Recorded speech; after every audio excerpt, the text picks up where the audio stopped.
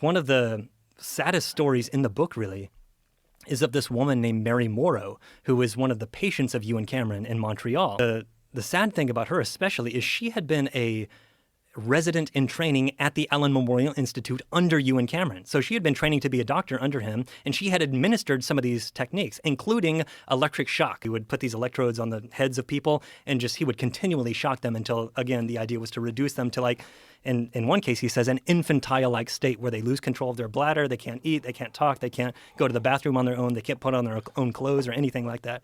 So she was in charge of administering some of these, therapy sessions or whatever they would call it, but just basically torture to these people. She ended up having almost kind of a psychotic break herself. She became anorexic, and she failed her neurology exams, and so she went into a really deep depression. She attempted to commit suicide. That didn't work. She was admitted to the hospital, and to another hospital. Ewen Cameron came to visit her, and he said, "I think you should come back to the Allen Memorial, not as a doctor, but as a patient, and let me treat you." So she ends up going back to the Allen Memorial as a patient, and she thought to herself that it's going to be okay. They're not going to do the electric shock to me because you had to sign a consent form and, for that to happen to you. But she knows, I haven't signed a consent form, so they can't do that to me. But it turns out in the time since she went to the hospital and came back, they had stopped doing the consent forms, and he would just do this on whoever.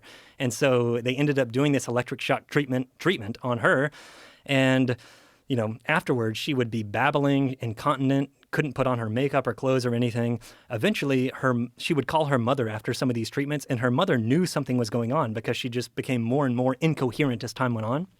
So the mother sent Mary's sister, Margaret, in order to go to the Allen Memorial to basically bust her out of there. So the sister walked in the front door and said, "I'm not leaving until I see Mary. I'm going to call the police if you don't let me through."